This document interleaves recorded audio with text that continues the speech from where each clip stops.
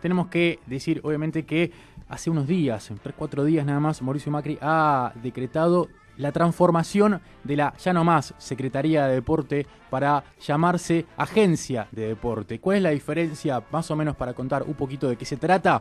Que obviamente que cambia el presupuesto, que se achica muchísimo el presupuesto. En los últimos meses se ha achicado, si no me equivoco, un 50%. Sí, también, la privatización sería, digamos, o una parte de la privatización. Exactamente. Digamos, porque se denomina como agencia. Exacto. Y no ya como Secretaría de Deporte. Da la posibilidad de que inversores externos o privados puedan invertir justamente en... alquilar o vender predios, agencia, estadios, exactamente. Exactamente. Ha generado muchísima polémica, ha generado...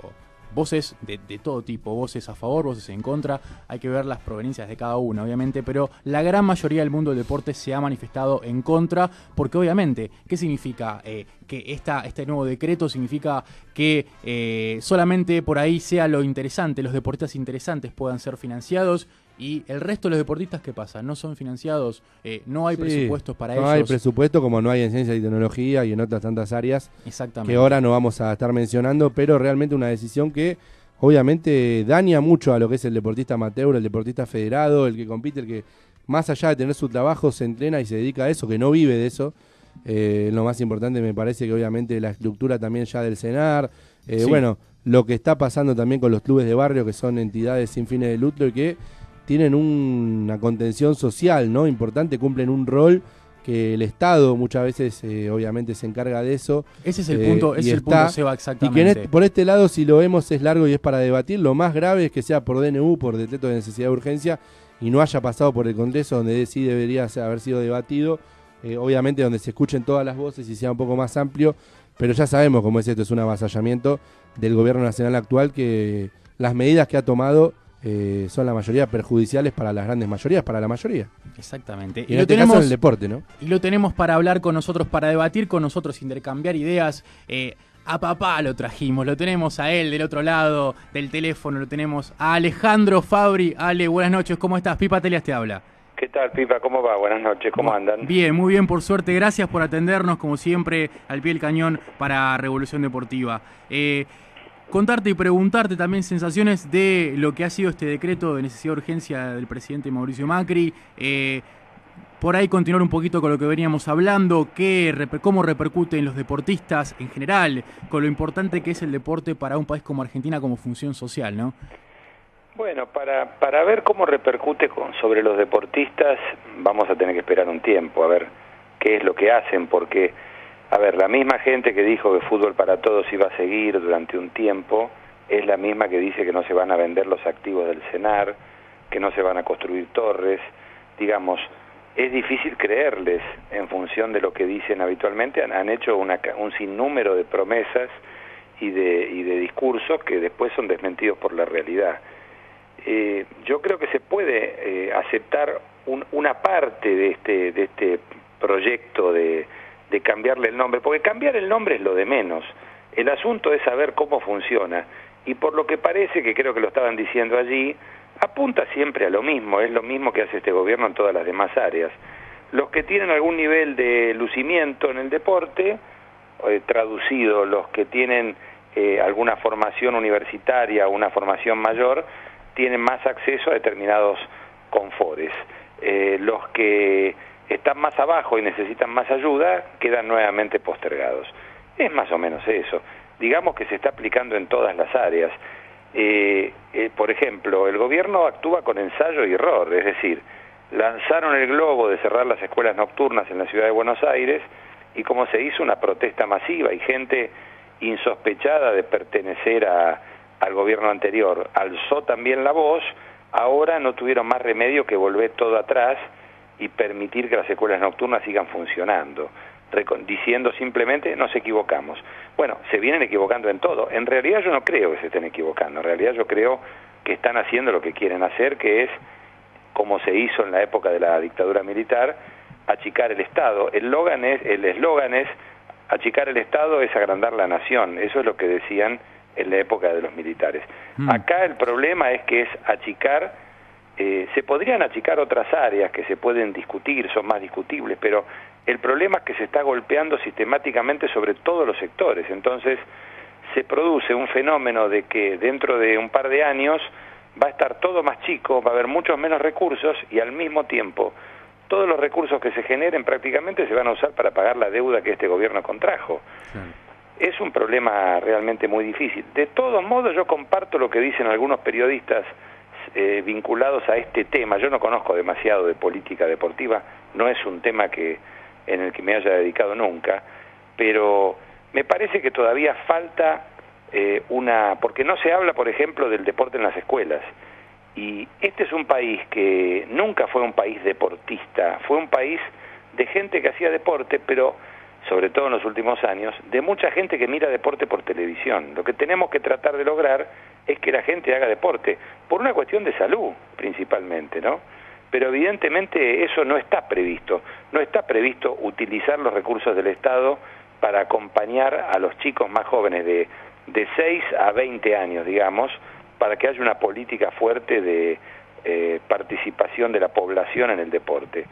Es un tema que es recurrente y que no parece solucionarse. Nadie mira ese punto, ni los políticos tampoco, ¿no? Los políticos se ocupan simplemente de promover cosas, de prometer y nada más. Pero este gobierno está claro que va en contra de todos los proyectos que sean de sumar apoyo para la gente que no tiene posibilidades de ir a un lugar privado o de conseguirse una beca en el exterior.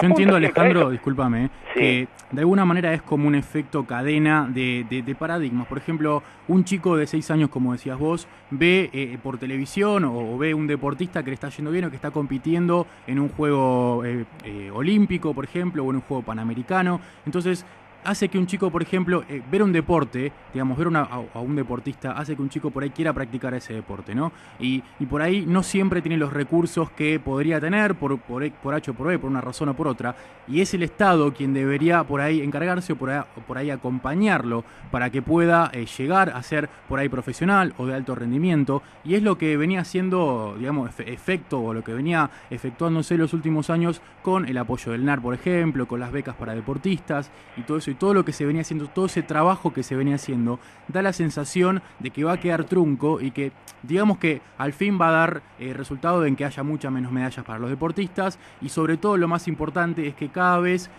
menos chicos terminen, digamos, saliendo de la calle, terminen saliendo de la droga o de las cosas malas, digamos, ¿no?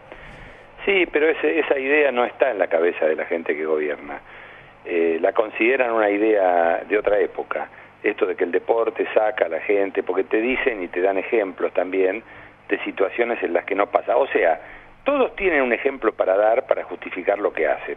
El problema es que, por ejemplo, una situación que se logró con el gobierno anterior, que parece menor, pero que ayudó mucho para la financiación de deporte de alta competencia, fue la ley que se aprobó en el Congreso de que se donara $1 de cada cuenta de celular para el fondo de reserva para los deportistas panamericanos y olímpicos.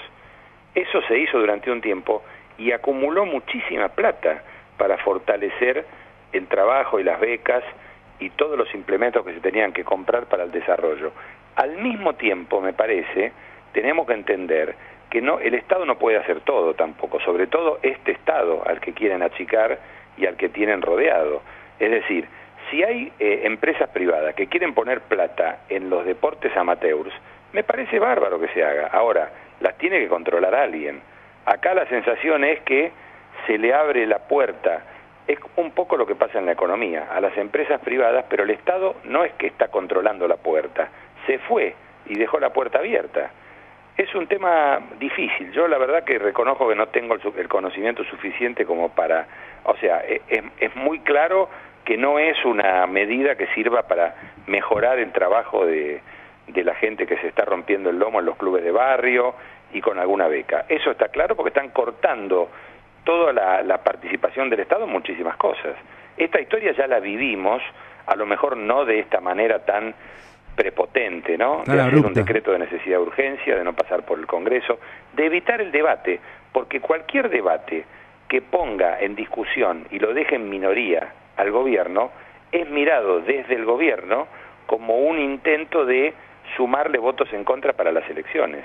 Y estos muchachos serán tontos serán nene de mamá, serán millonarios que juegan con el Estado como si fueran juguete nuevo, pero tienen gente alrededor que no es tonta y que maneja muy bien los medios de comunicación, que tiene pactos con los medios de comunicación más poderosos y que está apoyado por los grandes poderes mundiales, porque en definitiva están haciendo lo que quieren los grandes poderes mundiales, que es quitarle a los sectores que se manifestaron de alguna manera, que habían mejorado en los últimos años, ese poder de fuego. Lo están haciendo, pase lo que pase. Después se verá en el futuro cómo termina. Ale, buenas noches. Bueno, ahora obviamente en este país que es tan cómico lo que sucede en tan poco tiempo, en meses, ¿no? Hace prácticamente menos de 6 meses, si no me equivoco, se disputaron los Juegos Olímpicos de la Juventud acá en Buenos Aires, y hoy esto pareciera también un golpe no solo a la juventud, a los jóvenes que practican deportes en nuestro país, en la mayoría de las provincias, en todas las provincias, porque Argentina es muy grande territorialmente y tiene deportistas de todas las provincias, ¿no? Obviamente, por ejemplo, tenistas en Córdoba, taekwondistas en Entre Ríos, en todos los lugares siempre Sí. hay algún deporte donde sobresale un poco más, en el básquet también, por ejemplo, en Bahía Blanca, lugares emblemáticos de deportes, ¿no? Y eso también daña a todo el país entero. Ahora, ¿qué mensaje se le deja, no? Porque si desde el Estado se hace esto, ¿qué mensaje se deja a futuro para esos chicos que obviamente, como decíamos al principio del programa, no viven de eso porque tienen su trabajo y es obviamente su pasión o su anhelo, su deseo, lo que practican desde chicos también, desde una temprana edad, pero obviamente no es de lo que viven, entonces eso se hace muy difícil, como vos decías, para los que no tienen esos recursos. ¿Cómo se explica entonces eso? Bueno, se explica de esa manera, que van a tener que dejar de hacerlo, que van a tener que conseguir algún apoyo privado. Esto es muy sencillo. Es la vieja historia. ¿Tenés plata? Bueno, podés pagar la luz. ¿No la tenés? Lo lamento. Es sencillo. Evidentemente, digamos, una cosa es el tema de los impuestos, de la locura de los aumentos permanentes uno atrás de otro, cuando era obvio que no se podía seguir pagando 50 pesos o 100 pesos por la luz o por el gas. Error grave del gobierno anterior, que tendría que haberlo ido subiendo, no sé, un 20% por año, y seguramente el golpe no hubiera sido tan fuerte. Pero este gobierno se ha ensañado con la clase media y con la gente humilde, y evidentemente los ha dejado a la descubierta esta desesperación que tienen por achicar todo. Quieren ser el alumno modelo y ejemplo del Fondo Monetario Internacional. Lo pueden llegar a ser, pero sobre la paz de los cementerios, es decir, va a haber cada vez menos trabajo, cada vez consumo interno menor. Hoy salió un funcionario importante, presidente del Banco Nación, con Javier González Fraga, sí, señor, economista del radicalismo conservador, a decir que en realidad también habría que pensar que es bueno que haya cortes de luz y pasen estas cosas, porque entonces la gente no gasta tanto. Sí, un disparate, ¿no? Claro. Parece una tomadura de pagar pelo. 50 pesos y después pagar 5.000 pesos, pero que igual se corte la luz, me parece que es perjudicial y peor después de que uno pague 5.000 pesos de luz, ¿no? Obviamente. Por supuesto, y mañana denuncian otro aumento de luz y quieren hacer todos los aumentos ahora porque después hay elecciones y van a prometer otra cosa. Pero bueno, yo creo que nada es casual y que esto no son equivocaciones, es una manera de trabajar de un grupo de gente a la que tiene el apoyo de un 30% del país, de un 40%, vaya uno a saber exactamente cuánto. Es el paradigma, es el tipo de gobierno al que pertenecen, digamos. ¿El paradigma cómo? La ideología. Es el paradigma del tipo de gobierno al que pertenecen, porque trabajan. Sí, pero es un gobierno que controla el mundo hoy. Este tipo de gobiernos controla el mundo. Sí, son los que están en Europa, en Estados Unidos, exactamente. Digamos, en Europa, en la mayor parte de Europa, en buena parte de América Latina, y esto hay que decirlo por los errores cometidos por muchos gobiernos populares de América Latina. Si no, no hubieran vuelto esta gente. Lo que pasa es que ahora cambió la historia, porque lo que antes era una dictadura militar para poder aplicar un plan como este, hoy se gana en las urnas. Lo de Bolsonaro es mucho peor que esto. Sí. Si uno toma las medidas que está empezando a tomar Bolsonaro... Sí, bueno, ya la primera, ¿no? De bajar el aumento del salario mínimo vital y móvil, ya es un empezar gobernando directamente, perjudicando obviamente a los que son de clase baja y clase media, ¿no? Sí, digamos que hoy en realidad el deporte pasa a ser una cosa... me parece que la vuelta de muchos atletas que están trabajando en distintos lugares para sus provincias es tratar de buscar la manera de autosostenerse. Es lo que hace la gente cuando se queda sin trabajo, cuando se queda sin apoyo.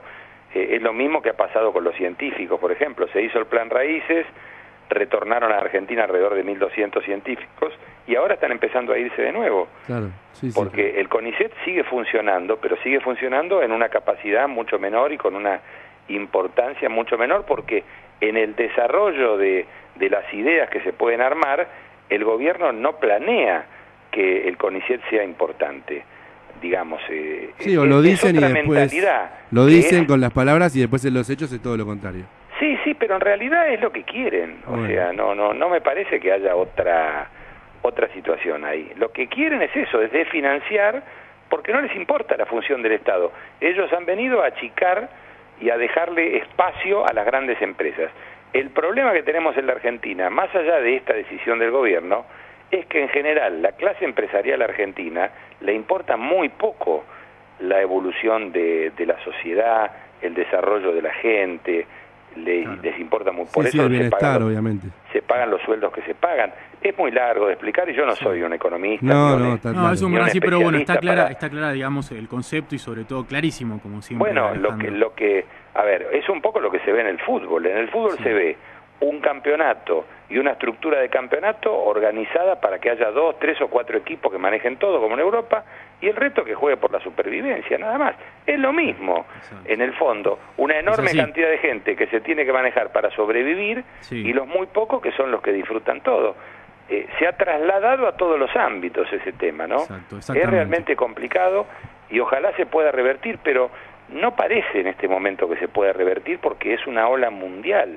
Evidentemente los malos han tomado el control de todo una vez más. Bueno, miren cómo está Estados Unidos, ¿no? Sí, totalmente. Clarísima la definición, como siempre, y los conceptos. Alejandro, muchísimas gracias por tomarte el tiempo de hablar con Revolución Deportiva y hasta la próxima. Un abrazo grande. Gracias a vos, muy amable. Un saludo para todos. Hasta luego.